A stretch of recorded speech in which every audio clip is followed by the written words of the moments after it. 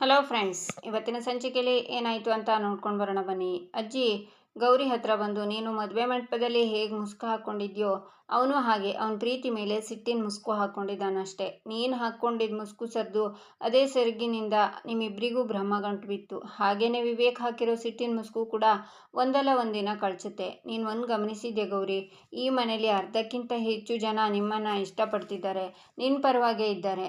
ನೀನು, ಶ್ಯಾಮ್, ಆಶಾ, ಹೀಗೆ ನಾವೆಲ್ಲರೂ ನಿನ್ನ ಪರವಾಗೇ ಇದ್ದೀವಿ, ನಿನ್ನ ಪರವಾಗೇ ಮಾತಾಡ್ತಿದ್ವಿ. ಅಷ್ಟೇ ಯಾಕೆ, ನಿಮ್ಮ ತಾತ ಕೂಡ ನಿನ್ನ ನಡವಳಿಕೆ ನೋಡಿ ಅಷ್ಟೇ ಖುಷಿಯಾಗಿದ್ದಾರೆ.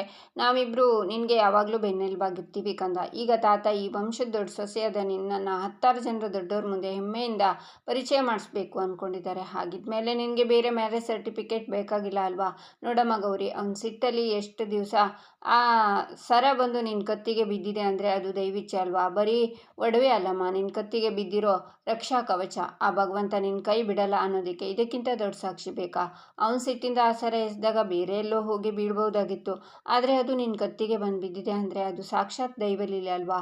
ನಮ್ಮ ಮನೆ ಸಂಪ್ರದಾಯದ ಬಗ್ಗೆ ನಿನಗೆ ಗೊತ್ತಿಲ್ಲ. ಈ ಮನೆಗೆ ಬಂದು ಹೊಸ ಸೊಸೆಗೆ ಮೊದಲನೇ ತುತ್ತು ಗಂಡನೇ ತಿನ್ನಿಸ್ಬೇಕು ಅನ್ನೋದು ನಮ್ಮನೆ ನಿಯಮ. ಅದನ್ನು ವಿವೇಕ್ ನಿನಗೆ ತಿನ್ನಿಸಿದ್ದಾನೆ. ಹಾಗೇ ನೀನು ಈ ಮನೆಗೆ ಬಂದು ಹಾಕ್ಕೊಳ್ಳೋ ಹೊಸ ಬಟ್ಟೆ ಒಡವೆ ಗಂಡನೇ ಕೊಡಬೇಕು ಅನ್ನೋ ಶಾಸ್ತ್ರ ಇದೆ ನೋಡು. ನಿನಗೆ ತಿಳಿದೆ ವಿವೇಕ್ ಇವತ್ತು ನಿನ್ನ ಕತ್ತಿಗೆ ಸರ ಹಾಕಿದ್ದಾನೆ. ಈ ಶಾಸ್ತ್ರಗಳೆಲ್ಲ ಅವನಿಂದನೇ ಆಗಿದೆ ಅಂದರೆ ಇವೆಲ್ಲ ದೈವಲೀಲೆನೇ ಅಲ್ವಾ? ಮದುವೆ ನಡೆದಿದ್ದು ಅಮ್ಮ ಹೇಳಿ ಸುಳ್ಳಿಂದ ಅಂದ್ಕೊಂಡಿದ್ಯಾ? ಇಲ್ಲ. ಮೋನಿಕಾ ಮಂಟಪದಿಂದ ಓಡೋಗಿದ್ದಕ್ಕೆ ಅಥವಾ ನೀನು ಬಂದು ಆ ಜಾಗದಲ್ಲಿ ಕೂತಿದ್ದಕ್ಕ? ಇದು ಯಾವುದಕ್ಕೂ ಅಲ್ಲ ಕಂದ. ಅದೆಲ್ಲವೂ ಭಗವಂತ ಯಾವತ್ತೂ ನಿರ್ಧಾರ ಮಾಡಿಬಿಟ್ಟಿದ್ದಾನೆ. ಎಲ್ಲೋ ಮರದಲ್ಲಿ ಬೆಳೆದ ಮಾವಿನಕಾಯಿ, ಎಲ್ಲೋ ಅದಕ್ಕೆ ಇನ್ಯಾರೋ ತಂದ ಸಮುದ್ರದ ಉಪ್ಪು, ಅವೆರಡೂ ಸೇರಿದಾಗ ಅಲ್ವಾ ಅದಕ್ಕೆ ರುಚಿ ಬರೋದು ಅಂತಾರೆ ಅಜ್ಜಿ. ಅಜ್ಜಿ, ನೀವು ಮಾತಾಡ್ತಿದ್ರೆ ಯಾವುದೋ ಪವಿತ್ರ ಗ್ರಂಥ ಅನ್ನಿಸ್ತಾ ಇದೆ ಅಂತಾಳೆ ಗೌರಿ. ಇದು ನನ್ನ ವಯಸ್ಸು ಅನುಭವದ ಕಲಿಸಿರೋ ಪಾಠ. ಆ ಅನುಭವದಲ್ಲೇ ಹೇಳ್ತಿದ್ದೀನಿ ಕಣಮ್ಮ. ಮದುವೆ ಅನ್ನೋ ಬಂಧನದಲ್ಲಿ ನಿಮ್ಮಿಬ್ಬರನ್ನ ಒಂದು ಮಾಡಿದ ಆರೋಪ ನಿಮ್ಮಿಬ್ಬರ ಮಧ್ಯೆ ಇರೋ ಸಿಟ್ಟು, ಅಹಂಕಾರ ಅನ್ನೋ ಗೋಡೆನ ಒಂದಲ್ಲ ಒಂದಿನ ಒಡೆದು ಹಾಕ್ತಾನೆ ಅನ್ನೋ ನಂಬಿಕೆ ನನಗಿದೆ. ನಾನು ಇಷ್ಟೇ ಹೇಳಿದ ಮೇಲೂ ನಿನ್ನ ಹಠ, ನಿನ್ನ ಅನಿಸಿಕೆನೇ ಸರಿ ಅನ್ನೋದಾಗಿದ್ದರೆ ಅದನ್ನು ನಾನು ಗೌರವಿಸ್ತೀನಿ. ಯಾಕಂದರೆ ಈ ಮನೆ ಆ ಸ್ವಾತಂತ್ರ್ಯನ ಎಲ್ರಿಗೂ ಕೊಟ್ಟಿದೆ ಕಂದ. ಸರಿಯಾಗಿ ಯೋಚನೆ ಮಾಡಿ ನಿರ್ಧಾರ ಮಾಡು ಅಂತಾರೆ ಅಜ್ಜಿ. ಈಚೆ ಮೋನಿಕಾ ಇರೋ ರೂಮ್ ಲ್ಯಾಂಡ್ಲೈನ್ಗೆ ಕಾಲ್ ಬರುತ್ತೆ. ಯಾರು ಫೋನ್ ಮಾಡ್ತಿದ್ದಾರೆ ಅಂತ. ಹಲೋ ಮೇಡಮ್ ಅಂತಾಳೆ ಮೋನಿಕಾ. ರಿಸೆಪ್ಷನ್ನಿಂದ ಕಾಲ್ ಮಾಡ್ತಿದ್ದೀವಿ. ಅನಿಕೇತ್ ಅವರು ಫೋನ್ ಸ್ವಿಚ್ ಆಫ್ ಬರ್ತಿದೆ, ಅದಕ್ಕೆ ನಿಮಗೆ ಕಾಲ್ ಮಾಡ್ತಿದ್ದೀನಿ. ರೂಮ್ ಬಿಲ್ ಪೆಂಡಿಂಗ್ ಇದೆ ಮೇಡಮ್, ಇವತ್ತು ಪೇ ಮಾಡ್ತೀನಿ ಅಂತ ಹೇಳಿದರು. ಅವರೇನಾದರೂ ಕಾಲ್ ಮಾಡಿದರೆ ತಿಳಿಸ್ತೀರಾ ಮೇಡಮ್ ಅಂತಾರೆ. ಸರಿ ಅಂತ ಕಾಲ್ ಕಟ್ ಮಾಡ್ತಾಳೆ ಮೋನಿಕಾ. ಅಲ್ಲ, ಈ ಅನಿಕೇತ್ ಇನ್ನೂ ಬಿಲ್ ಪೇ ಮಾಡಿಲ್ವಾ? ಫೋನ್ ಬೇರೆ ಸ್ವಿಚ್ ಆಫ್ ಮಾಡ್ಕೊಂಡಿದ್ದಾನೆ, ಎಲ್ಲಿದ್ದಾನೆ ಇವನು ಅಂತ ಕಾಲ್ ಮಾಡಿ. ಯಾಕೆ ಸ್ವಿಚ್ ಆಫ್ ಮಾಡ್ಕೊಂಡಿದ್ದಾನೆ? ಅವನು ಆಫೀಸ್ಗೆ ಕಾಲ್ ಮಾಡ್ತೀನಿ ಅಂತ ಕಾಲ್ ಮಾಡಿ. ಅನಿಕೇತ್ಗೆ ಸ್ವಲ್ಪ ಕಾಲ್ ಕನೆಕ್ಟ್ ಮಾಡ್ತೀರಾ ಅಂತಾಳೆ. ಅವರಿನ್ನೂ ಬಂದಿಲ್ಲ ಅಂತಾಳೆ ರಿಸೆಪ್ಷನ್. ಅವರ ಆಫೀಸಲ್ಲಿ ಬ್ಯುಸಿ ಇರ್ಬೋದು, ನಾನು ಅವಳ ಫ್ರೆಂಡ್ ಮೋನಿಕಾ ಅಂತ ಹೇಳಿ ಅಂತಾಳೆ ಮೋನಿಕಾ. ಸಾರಿ ಮೇಡಮ್, ಅನಿಕೇತ್ ಅವರು ಬರದೆ 1 ವಾರ ಆಯಿತು ಅಂತಾಳೆ ಅವಳು. ಅವರು ರಜಾ ಏನಾದರೂ ತಗೊಂಡಿದ್ದಾರಾ ಅಂತಾಳೆ ಮೋನಿಕಾ. ಅವರು ರಿಸೆಪ್ಷನ್ಗೆ ಹೋಗಿದ್ದಾರೆ ಅಂತಾಳೆ. ಯಾರ್ದು ಅಂತಾಳೆ ಮೋನಿಕಾ. ನಮ್ಮ boss Vivek sir reception madam ಅಂತಾಳೆ. ಅವನು ಹೋಗ್ತಾ ಇದ್ದಾನಾ ಅಂತಾಳೆ ಮೋನಿಕಾ. ಹೌದು ಅಂತಾಳೆ ರಿಸೆಪ್ಷನ್. ನಂತರ ಮೋನಿಕಾ ಕಾಲ್ ಕಟ್ ಮಾಡ್ತಾಳೆ. 1 ವಾರದಿಂದ ಆಫೀಸಿಗೆ ಹೋಗಿಲ್ಲ ಅಂದರೆ ಏನರ್ಥ? ವಿಷಯ ತಿಳ್ಕೊಬೇಕು ಅಂದರೆ ನಾನು ಅಲ್ಲಿಗೆ ಹೋಗಲೇಬೇಕು ಅಂತಾಳೆ ಮೋನಿಕಾ. ಈಚೆ ಅನಿಕೇತ್ ಅನನ್ಯ ಹತ್ರ, ವಾಟ್, ಅತ್ತೆ ನಮ್ಮಮ್ಮಂಗೆ ಹೊಡೆದ್ರಾ? ಕಾಂತಲಕ್ಷ್ಮಿ ಬಂದು ಇಷ್ಟೆಲ್ಲ ಗಲಾಟೆ ಮಾಡಿದ್ರಾ ಅಂತಾನೆ. ಹೌದು ಬ್ರೋ, ಆ ಕಾಂತಲಕ್ಷ್ಮಿಗೆ ನಮ್ಮಮ್ಮ ಎಷ್ಟೆಲ್ಲ ಹೆಲ್ಪ್ ಮಾಡಿದ್ರು. ಮಾಮ್ ಇಲ್ಲದೆ ಇದ್ದರೆ ಈ ಮದುವೆ ನಡೀತಾನೆ ಇರಲಿಲ್ಲ. ಸ್ವಲ್ಪನೂ ನಿಯತ್ತಿಲ್ಲದೆ ಎಲ್ಲರ ಮುಂದೆ ನಮ್ಮ ಮಾಮ್ನ ವಿಲನ್ ಮಾಡಿಬಿಟ್ರು ಆ ಗೂಬೆ ಕಾಂತಲಕ್ಷ್ಮಿ. ಆ ಡ್ರಾಮಾ ಕ್ವೀನ್ ಗೌರಿ ಇಬ್ಬರೂ ಸೇರಿಕೊಂಡು ಈ ಪ್ಲ್ಯಾನ್ ಮಾಡಿರೋದು. ನನಗೆ ಮೊದಲಿಂದನೂ ಅವರೆಲ್ಲ ಫ್ರಾಡ್ ಅನ್ನಿಸ್ತಿತ್ತು. ಆ ಮೋನಿಕನೂ ದೊಡ್ಡ ಫ್ರಾಡ್. ನನಗೆ ಅನಿಸುತ್ತೆ ಅವಳಿಗೆ ಮೊದಲೇ ಯಾರೋ ಬಾಯ್ ಫ್ರೆಂಡ್ ಇದ್ದ ಅಂತ ಅಂತಾಳೆ ಅನನ್ಯ. ಮದುವೆ ಇಷ್ಟ ಇಲ್ಲ ಅಂತಲೂ ಹೋಗಿರ್ಬೋದಲ್ವಾ ಅಂತಾನೆ ಅನಿಕೇತ್. ವಿವೇಕ್ ಅಂತ ಇಷ್ಟು ದೊಡ್ಡ ಶ್ರೀಮಂತ ಹುಡುಗನ ಯಾಕೆ ರಿಜೆಕ್ಟ್ ಮಾಡಿ ಹೋಗ್ತಾಳೆ? ಡೆಫಿನೆಟ್ಲಿ ಅವಳಿಗೆ ಯಾರೋ ಬಾಯ್ ಫ್ರೆಂಡ್ ಇರಲೇಬೇಕು. ಅದ್ಯಾರೋ ತಲೆ ಕೆಟ್ಟವನು ಅವಳು ತಲೆ ಕೆಡಿಸಿದಾನೆ ಅನಿಸುತ್ತೆ, ಅದಕ್ಕೆ ಓಡ್ ಹೋಗಿದ್ದಾಳೆ ಅಂತಾಳೆ ಅನನ್ಯ.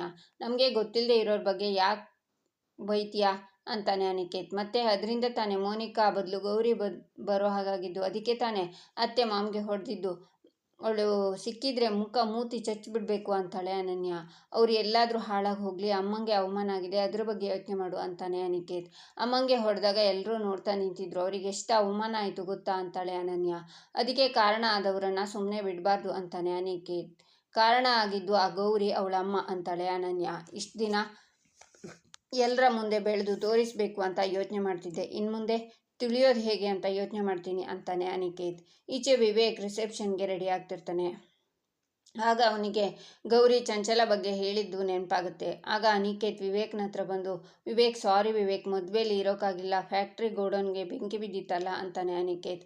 ಮದುವೆ ಮಂಟಪದಲ್ಲಿ ನನ್ನ ಬದುಕಿಗೆ ಬೆಂಕಿ ಬಿತ್ತು ಅಂತಾನೆ ವಿವೇಕ್. ಹಚ್ಚಿದ್ದು ನಾನು, ಆದರೆ ಈಗ ಆ ಬೆಂಕಿ ನನ್ನೇ ಸುಡ್ತಿದೆ ಅಂತ ಯೋಚನೆ ಮಾಡ್ತಾನೆ ಅನಿಕೇತ್. ನೀನು ಬರದೇ ಇದ್ದಿದ್ದಕ್ಕೆ ನನ್ನ ಜೀವನ ನಾಶ ಆಗೋ ಪ್ರೋಗ್ರಾಮ್ಗೆ ನೀನು ಸಾಕ್ಷಿಯಾಗೋದು ತಪ್ತು ಅಂತಾನೆ ವಿವೇಕ್. ನಿನ್ನ ಬದುಕಲ್ಲಿ ಅವ್ರು ಇಂಥ ಆಟ ಆಡಬಾರ್ದಾಗಿತ್ತು ಅಂತಾನೆ ಅನಿಕೇತ್. ಮೋನಿಕಾ ಈ ಥರ ಮೋಸ ಮಾಡ್ತಾಳೆ ಅಂತ ನಾನು ಅಂದ್ಕೊಂಡಿರಲಿಲ್ಲ ಅಂತಾನೆ ವಿವೇಕ್. ಮೋಸ ಹೋಗಿದ್ದು ನೀನು ಮಾತ್ರ ಅಲ್ಲ ಕಣೋ, ಅವಳು ದೊಡ್ಡ ಶ್ರೀಮಂತರ ಮನೆ ಹುಡುಗಿ ಅಂತ ನಂಬಿ ನಾನು ಮೋಸ ಹೋದೆ. ಆದರೆ ಈಗ ನಿನಗೂ ಅನ್ಯಾಯ ಆಯ್ತಲ್ಲ, ಅದಕ್ಕೆ ಸ್ವಲ್ಪ ಸಮಾಧಾನ ಅಂತ ಯೋಚನೆ ಮಾಡ್ತಾನೆ ಅನಿಕೇತ್. ಏನು ಯೋಚನೆ ಮಾಡ್ತಿದ್ಯಾ ಅಂತಾನೆ ವಿವೇಕ್. ನಿನ್ನ ಈಗಿನ ಪರಿಸ್ಥಿತಿಗೆ ಅಮ್ಮನೂ ಕಾರಣ ಅಂತ ಕೇಳಿ ಬೇಜಾರಾಯಿತು. ಅವಳು ನಿನ್ನ ಜೊತೆ ಇಡೀ ಜನ್ಮ ಇರ್ತಾಳ, ನೀನು ಹೇಗೆ ಸಹಿಸ್ಕೋತೀಯ ಗೌರಿನ? ವಿವೇಕ್, ದಿನ ನಿನ್ನ ನೋವು ನೋಡಿಕೊಂಡು ಈ ಮನೇಲಿ ಇರೋದಕ್ಕೆ ಕಷ್ಟ ಆಗುತ್ತೆ, ಅದಕ್ಕೆ ಅನನ್ಯ ಅಮ್ಮನ ಕರ್ಕೊಂಡು ಎಲ್ಲಾದರೂ ಹೋಗ್ತೀನಿ ಅಂತಾನೆ ಅನಿಕೇತ್. ಯಾಕೆ ಹೋಗ್ತೀಯಾ, ಎಲ್ಲಿ ಹೋಗ್ತೀಯಾ ಅಂತಾನೆ ವಿವೇಕ್. ಎಲ್ಲರ ಮುಂದೆ ಮುಖ ತೋರಿಸೋಕೆ ಮುಜುಗರ ಆಗ್ತಿದೆ ಅಂತಾನೆ ಅನಿಕೇತ್. ನಾವೆಲ್ಲ ಒಂದೇ ಮನೆಯವರು, ಇನ್ಯಾವತ್ತೂ ನಿನ್ನ ಬಾಯಲ್ಲಿ ಇಂಥ ಮಾತು ಬರಬಾರ್ದು, ನೀನೆಲ್ಲೂ ಹೋಗ್ತಿಲ್ಲ, ಇಲ್ಲೇ ಇರಬೇಕು ಅಂತಾನೆ ವಿವೇಕ್. ಸಾರಿ ಕಣೋ ವಿವೇಕ್ ಅಂತ ಹೇಳ್ತಾನೆ ಅನಿಕೇತ್. ಆಗ ವಿವೇಕ್ ಅವನ್ನ ತಬ್ಕೋತಾನೆ. ಈಚೆ ಕಾಂತಲಕ್ಷ್ಮಿಯವರು ರೆಡಿಯಾಗಿ ಹೊರಡ್ತಾರೆ. ಆಗ ವೀರಣ್ಣ, ಕಾಂತ ಎಲ್ಲಿಗೆ ಹೋಗ್ತಿದ್ಯಾ ಅಂತಾರೆ. ದೀನ ಬಂದು ಅವ್ರ ಮನೆಗೆ ಬೆಳಿಗ್ಗೆನೇ ಹೋಗಿ ಬಂದ್ಯಲೆ ಅಂತಾರೆ ವೀರಣ್ಣ. ಅದು ಅವ್ರ ಮನೇಲಿ ಅದ್ದೂರಿಯಾಗಿ ರಿಸೆಪ್ಷನ್ ಮಾಡ್ತಿದ್ದಾರಂತೆ ರೀ. ನಮ್ಮ ಗೌರಿನ ಇಡೀ ಊರವರಿಗೆ ದೀನ ಬಂದು ಅವ್ರ ಮನೆ ಸೊಸೆ ಅಂತ ಪರಿಚಯ ಮಾಡಿಸ್ತಾರಂತೆ. ಆ ವೈಭೋಗದಲ್ಲಿ ನನ್ನ ಮಗಳು ಹೇಗೆ ಕಾಣಿಸ್ತಾಳೆ ಅಂತ ನೋಡೋಕೆ ನನ್ನ ಮನಸ್ಸು ಚಡಪಡಿಸ್ತಿದೆ ರೀ, ಅದಕ್ಕೆ ಹೋಗ್ಬಿಟ್ಟು ಬರ್ತೀನಿ ಅಂತಾರೆ ಕಾಂತ. ನಿನಗೇನಾದರೂ ಇನ್ವಿಟೇಷನ್ ಬಂದಿದೆಯಾ ಅಥವಾ ಅವರೇನಾದರೂ ಫೋನ್ ಮಾಡಿ ಕರೆದ್ರಾ ಅಂತಾರೆ ವೀರಣ್ಣ. ಯಾರು ಫೋನ್ ಮಾಡಿದ್ರು ಅಂತಾಳೆ ಚಿನ್ಮಯ್. ಅವರು ಮನೆಯವರು ಅಂತಾರೆ ಕಾಂತ. ಯಾರು, ನಿನಗೆ ಒಬ್ಳಿಗೆ ಫೋನ್ ಮಾಡಿ ಕರೆದ್ರಾ ಅಂತಾರೆ ವೀರಣ್ಣ. ಅದು ಅವರು ಒಬ್ಬೊಬ್ಬರನ್ನ ಕ್ಷಮಿಸ್ತಾ ಇದ್ದಾರಂತೆ ಅಂತಾರೆ ಕಾಂತ. ಹೋ, ನಿನ್ನ ಕ್ಷಮಿಸಿ ನಿನ್ನ ಕರೆದ್ರಾ ಅಂತಾಳೆ ಚಿನ್ಮಯ್.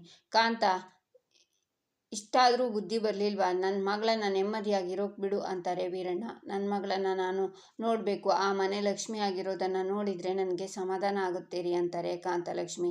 ಅಂದರೆ ಬೆಳಿಗ್ಗೆ ನೀನು ಹೋದಾಗ ನನ್ನ ಮಗಳು ನೆಮ್ಮದಿಯಾಗಿರೋದನ್ನು ನೀನು ನೋಡಿಲ್ಲ, ಚೆನ್ನಾಗಿದ್ದಾಳೆ ಅಂತ ಸುಳ್ಳು ಹೇಳಿದ್ದು ಅಂತಾಯಿತು. ಬೆಳಿಗ್ಗೆ ಹೋಗಿ ಅವಮಾನ ಮಾಡಿಸ್ಕೊಂಡು ಬಂದಿದ್ಯಾ, ಮತ್ತೆ ಈ ಮುಖ ಹೊತ್ಕೊಂಡು ಹೋಗೋಕ್ಕೆ ನಾಚಿಕೆ ಆಗಲ್ವಾ ಅಂತೆಲ್ಲ ವೀರಣ್ಣ ಬೈತಾರೆ. ಅಲ್ಲಿ ನನ್ನ ಮಗಳಿಗೆ ಇವತ್ತು ದೊಡ್ಡ ಗೌರವ ಕೊಡ್ತಿದ್ದಾರೆ ಅಂತಾರೆ ಕಾಂತಲಕ್ಷ್ಮಿ. ನೀನು ಹೋದರೆ ಅದು ಅವಮಾನ ಆಗಿ ಬದಲಾಗುತ್ತೆ ಅಂತಾಳೆ ಚಿನ್ಮಯ್. ನನಗೂ ನನ್ನ ಮಗಳನ್ನ ನೋಡಬೇಕು, ಮಾತಾಡಿಸ್ಬೇಕು ಅಂತ ಆಸೆ ಆಗ್ತಿದೆ, ಆದರೆ ಯಾಕೆ ನಾನು ಸುಮ್ಮನೆ ಇದ್ದೀನಿ ಗೊತ್ತಾ? ಈಗೆಲ್ಲ ಅಲ್ಲಿ ಕೋಪದಲ್ಲಿದ್ದಾರೆ. ಸ್ವಲ್ಪ ದಿನ ಕಳೆದ ಮೇಲೆ ಗೌರಿನೇ ನಮ್ಮನ್ನು ಕರೀತಾಳೆ, ಆಗ ನಾವು ಹೋದರೆ ಅವಳಿಗೂ ಗೌರವ, ನಮಗೂ ಮರ್ಯಾದೆ ಅಂತಾರೆ ವೀರಣ್ಣ. ನಾನು ಅಲ್ಲಿಗೆ ಹೋಗಿ ಮರೆಯಾಗಿ ನಿಂತು ಗೌರಿನ ನೋಡ್ಕೊಂಡು ಬರ್ತೀನಿ. ಅವಳು ಇಲ್ಲಿ ಇರೋ ತನಕ ಅವಳ ಬೆಲೆ ಗೊತ್ತಾಗಲಿಲ್ಲ, ಈಗ ಅವಳ ಕಷ್ಟ ನೆನೆಸ್ಕೊಂಡ್ರೆ ಮನಸ್ಸಿಗೆ ತುಂಬ ನೋವಾಗ್ತಿದೆ. ಅಲ್ಲಿ ಅವರೆಲ್ಲ ನನ್ನ ಮಗಳನ್ನ ತುಂಬ ಚೆನ್ನಾಗಿ ನೋಡ್ಕೋತಾರೆ ಅಂತ ಗೊತ್ತಾದರೆ ಸಾಕು, ಇನ್ಯಾವತ್ತೂ ನಾನು ಅಲ್ಲಿಗೆ ಹೋಗಲ್ಲ ಅಂತಾರೆ ಕಾಂತಲಕ್ಷ್ಮಿ. ನಿನ್ನ ನೋವು ನನಗೆ ಅರ್ಥ ಆಗುತ್ತೆ ಕಾಂತ, ಆದರೆ ನಿನ್ನ ಪ್ರೀತಿ ನನ್ನ ಮಗಳ ಸಂಸಾರಕ್ಕೆ ಸಮಸ್ಯೆ ಆಗಬಾರ್ದು. ನಮ್ಮ ಮರ್ಯಾದೆ ಯಾವುದೇ ಕಾರಣಕ್ಕೂ ದೊಡ್ಡ ಮನೆಯವ್ರ ಮುಂದೆ ಹೋಗಬಾರ್ದು, ಒಳಗೆ ಹೋಗು ಅಂತ ವೀರಣ್ಣ ಹೋಗ್ತಾರೆ. ಆಗ ಕಾಂತಲಕ್ಷ್ಮಿ ಕೂತ್ಕೊಂಡು, ನಾನು ಹೋಗಲೇಬೇಕು, ನನ್ನ ಮಗಳಿಗೆ ಅಲ್ಲಿ ಕೊಡೋ ಗೌರವನ ನೋಡಲೇಬೇಕು, ಯಾರು ತಡೆದ್ರು ಯಾವುದಾದ್ರೂ ರೂಪದಲ್ಲಿ ನಾನು ಅಲ್ಲಿಗೆ ಹೋಗೇ ಹೋಗ್ತೀನಿ ಅಂತ ಯೋಚನೆ ಮಾಡ್ತಾರೆ. ಈಚೆ ಪಾರ್ಟಿಲಿ ಸದ್ಗುಣ ಅನ್ನೋರು ನೋಡ್ತಾ ಇರುವಾಗ ಗೌರಿ ದೊಡ್ಡಮ್ಮ ಮಾಡರ್ನ್ ಡ್ರೆಸ್ ಹಾಕ್ಕೊಂಡು ಬರ್ತಾರೆ. ಅವನ್ನ ನೋಡಿ ಕಳೆದು ಹೋಗ್ತಾನೆ ಸದ್ಗುಣ. ಅವರು ಅವನ ಹತ್ರ ಬಂದು ಮಾತಾಡ್ತಾರೆ. ಈಚೆ ಮೀಡಿಯಾದವರು, ವಿವೇಕ್ ಅವರು ಮದುವೆ ಅನಿವಾರ್ಯವಾಗಿ ಆಯಿತು, ಆದರೆ ಇವತ್ತು ರಿಸೆಪ್ಷನ್ ನೋಡ್ತಾ ಇದ್ದರೆ ಎಲ್ಲದರಲ್ಲೂ ಸಸ್ಪೆನ್ಸ್ ಕ್ರಿಯೇಟ್ ಮಾಡ್ತಾ ಇದೆ. ಇವತ್ತಾದರೂ ವಿವೇಕ್ ಚಕ್ರವರ್ತಿಯವರು ಗೌರಿನ ತನ್ನ ಹೆಂಡತಿ ಅಂತ ಎಲ್ಲರ ಮುಂದೆ ಇಂಟ್ರಡ್ಯೂಸ್ ಮಾಡ್ತಾರಾ ನೋಡೋಣ ಅಂತಾರೆ. ಅದನ್ನು ಕೇಳಿ ಕಾವ್ಯ ದೊಡ್ಡಮ್ಮ, ಈ ಕಾಂತ ಎಲ್ಲಿ ಹೋದರು ಅಂತಾರೆ. ಈಚೆ ಕಾಂತ ಅವರು ಜೋಕರ್ ಡ್ರೆಸ್ಸಲ್ಲಿ ಮಕ್ಕಳ ಜೊತೆ ಆಟ ಆಡ್ತಿರ್ತಾರೆ. ಅವಳನ್ನು ನೋಡಿ ಎಲ್ಲ ಮಕ್ಕಳು ಓಡಿ ಬರ್ತಾರೆ. ಈಚೆ ಕಾಂತಲಕ್ಷ್ಮಿ ಅಳ್ತಾ ಜೋಕರ್ ಮೇಕಪ್ನ ಹಾಕೋತಾರೆ. ನಂತರ ತಲೆಗೆ ವಿಗ್ ಹಾಕ್ಕೊಂಡು ಕ್ಯಾಪ್ ಹಾಕ್ಕೊಂಡು ಬಂದು, ಅವ್ರು ನಮ್ಮನ್ನು ಇಲ್ಲಿಗೆ ಬರಲೇಬಾರ್ದಿತ್ತು ಅಂದರೆ ಏನು ಮಾಡೋದು ಅಂತ ಅಕ್ಕನ ಹತ್ರ ಕೇಳ್ತಾರೆ. ಆಗ ಮಾಡರ್ನ್ ಡ್ರೆಸ್ ಹಾಕ್ಕೊಂಡು ಅವರು ಹೇಳ್ತಾರೆ, ಬಂದೇ ಬರ್ತೀವಿ, ಯಾಕಂದರೆ ನಾನು ಗೌರಿ ಹೆತ್ತಮ್ಮ, ನಾನು ಅವಳಿಗೆ ದೊಡ್ಡಮ್ಮ ಅಂತಾರೆ. ಅಕ್ಕ ತಂಗಿ ಅಂತಾರೆ ಇಬ್ಬರು. ನೋಡು ಕಾಂತ, ನೀನು ಇಲ್ಲಿಂದ ಹೋಗುವವರೆಗೂ ನಿನ್ನ ಬಾಯಿನ ಸ್ವಲ್ಪ ಕಂಟ್ರೋಲ್ನಲ್ಲಿ ಇಟ್ಕೋ. ಜೋಕರ್ ವೇಷ ಹಾಕಿದ್ದು ನೀನು ಅಂತ ಗೊತ್ತಾದರೆ ನಮ್ಮ ಕತೆ ಅಷ್ಟೇ ಅಂತಾರೆ ಗೌರಿ ದೊಡ್ಡಮ್ಮ. ಆಗ ಮಕ್ಕಳೆಲ್ಲ ಬರ್ತಾರೆ. ಈಚೆ ಗೌರಿ ಸರಿತಾ ಮತ್ತು ವಿವೇಕ್ ಮಾತನ್ನೆಲ್ಲ ನೆನ್ಪು ಮಾಡ್ಕೋತಾ, ಏನಪ್ಪ ಶಿವ, ಆಟ ಆಡೋಕ್ಕೂ ಒಂದು ಮಿತಿ ಇಲ್ವಾ? ಮಂಟಪದಲ್ಲಿ ತಾಳಿ ಕಟ್ಟಿದ ಗಂಡನೇ ನೀನು ಹೆಂಡತಿ ಅಲ್ಲ ಅಂತಾರೆ, ಅತ್ತೆ ನೀನು ಈ ಮನೆ ಸೊಸೆ ಅಲ್ಲ ಅಂತಾರೆ. ಹೀಗಿರಬೇಕಾದ್ರೆ ನಾನು ಈ ಕಾರ್ಯಕ್ರಮಕ್ಕೆ ಹೋಗ್ಬೇಕಾ? ಈ ಬಟ್ಟೆ ಒಡವೆನ ತೊಟ್ಕೋಬೇಕಾ? ಲೋಕಕ್ಕೆಲ್ಲ ನೀನು ದೊಡ್ಡನು, ಒಂದು ಆಭರಣ ಇಲ್ಲದೆ ಇರೋ ನಿರಾಭರಣ ನಿನ್ನ ಮುಂದೆ ಬಂದು ಒಡವೆ ಬಟ್ಟೆನ ಇಟ್ಟು ಹಾಕು ಅಂದರೆ ಆಗಲ್ಲ ಅಂತೀಯ ತಾನೆ. ಹಾಗಿದ್ಮೇಲೆ ಈ ಗೌರಿ ತಾನೇ ಏನು ಮಾಡಬೇಕು ಅಂತಾಳೆ ಗೌರಿ. ಇಲ್ಲಿಗೆ ಈ ಸಂಚಿಕೆ ಮುಕ್ತಾಯವಾಗುತ್ತೆ. ಮುಂದಿನ ಸಂಚಿಕೆಗಾಗಿ ನಮ್ಮ ಚಾನಲನ್ನು ನೋಡಿ ಸಬ್ಸ್ಕ್ರೈಬ್ ಮಾಡಿ, ಲೈಕ್ ಮಾಡಿ, ಸಪೋರ್ಟ್ ಮಾಡೋದನ್ನು ಮರಿಬೇಡಿ.